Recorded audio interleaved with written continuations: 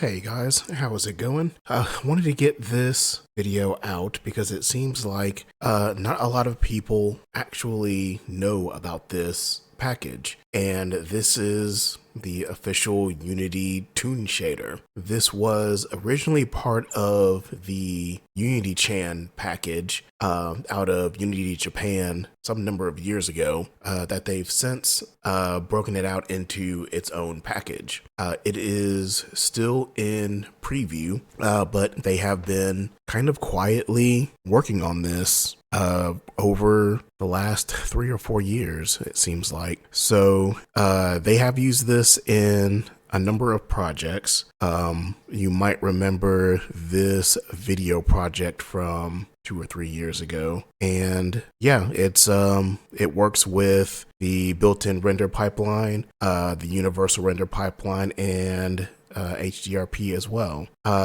Said it was called the Unity Chan Toon Shader, and now it is just the Unity Toon Shader. And the docs are pretty good. It basically goes over, the basics of a cell shader here and how the different levels of shading and highlighting work together to give you that 2D hand-drawn look. I'm not really an artist, so I'm not going to go real deep into all of these different features, but it is a kind of fully featured shader, and it is free. Some things to keep in mind here are the editor compatibility.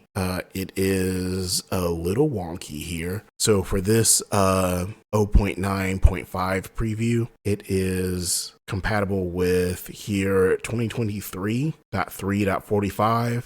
Then it skips over to 2021.3.19, and then 2022.2, and then 2023.1. So just keep in mind, if you are stuck on one of the older versions, then you just know which ones you need to install. And installing it is pretty easy. You'll just go into the package manager. You can add it by name, and it is just com.unity.toonshader. We will hop into Unity in a second just to show off some of the sample scenes that it gives you. But the docs here is just show you how to get started here with just a regular base model and how to add the actual Toon Shader to it. There are a lot of shader components here that you can use optionally or whatnot, but the basic is the 3 basic colors. So you'll have your base texture map, first level shading, and then optionally a deeper level shadow. And here in the actual shader components, you can adjust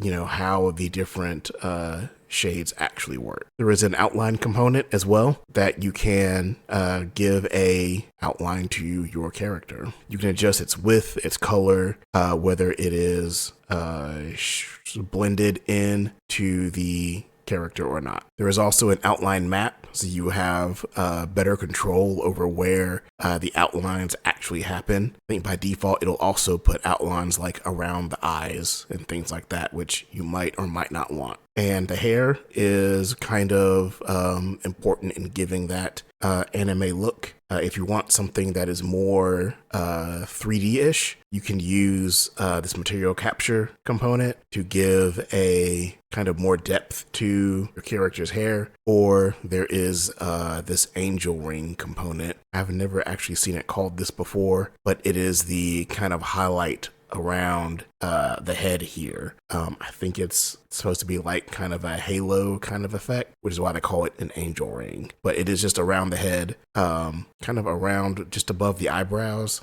There you'll see highlights around the character. All right, so I guess we can just hop into Unity here real quick. So I am here in 2023.2.3. Here you see the Toon Shader. At the time of this recording, we are at 0.9.5-preview. If you want the samples, they are here in the package manager. So if you're on the universal render pipeline, you can import those samples, or if you're on HDRP, you can install those samples as well. Or if you're in the built-in legacy, there's those. All right, so here is one of the sample scenes. This is for the angel ring again. And here you'll see the highlights here. That will always be, it is relative to the camera. So you will always see the little triangle here and the triangle here, no matter how the character rotates around. We can look at here in our main material, and we decided the actual material. Okay, so we'll just kind of go through a little bit of this here. The first thing you'll have here is the mode, and you'll have the standard mode and then with additional control maps. The additional control maps will give you things like this angel ring projection settings, which will give you options for this texture for the angel ring, and I believe some more. I don't want to break anything. Yeah, I guess it's just the angel ring projection settings for this. So again, here, after you select the different mode that you want, there's the kind of standard shader settings here, whether it's transparent or whatnot. Here are our 3 color and control map settings. Here's our shadow maps as well. So if you want the base texture is here, the first level shading is here. You can also apply if you don't have like a second layer shading, you can apply this map to the second layer, and then we could drop the second layer shadings down to deeper shadows if you want. And then here we have more shadows. So we have just more control over how our shadows are looking.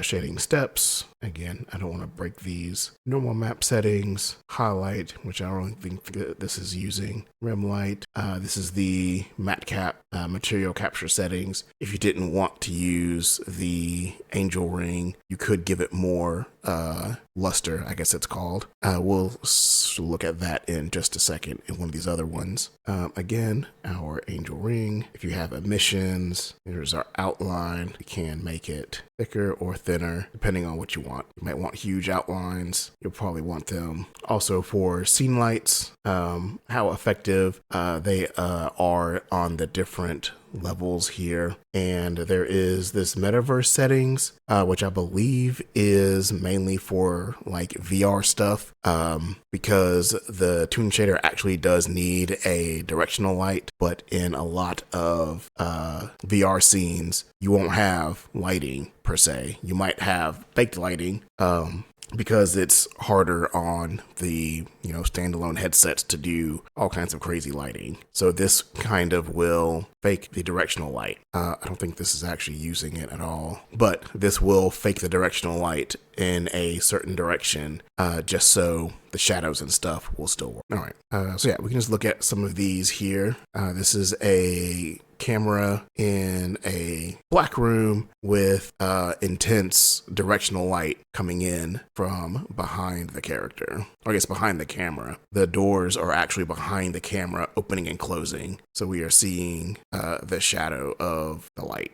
Here we kind of have the standard I guess it's just the sphere shader test scene. Here we just have the different lights and what they look like. And this is with the real-time lighting. This one has baked lighting, and we can see here. Here we have an example of the matte cap, I believe this one is, and transparency on one of these. Yeah, the red one has the matte cap on it. This is our Chibi Unity Chan. You'll notice the hair has the matte cap luster on it as well. This is more of the flat look, and this is with a bunch of post-processing stuff. We've got bloom, emission, depth of field going on. Here are some point lights, and I believe the face here has some different properties than the rest of the body that is not affected by the lights as much. And here's an example of light culling here. So we have the face and front of the hair, and then the body affected by two separate directional lights. We have our lights here for the face if you want to do something weird. And yeah, that's really about it. I was just looking around online for using Unity Chan again and stumbled across where they've been updating her shader for years. I am going to get back into doing more netcode videos here soon. I'll kind of start over with netcode for game objects here in the next week or so. But in the meantime, if you guys have any questions about the Toon Shader, definitely drop a comment or hit us up on the Discord. And yeah, we will see you next time.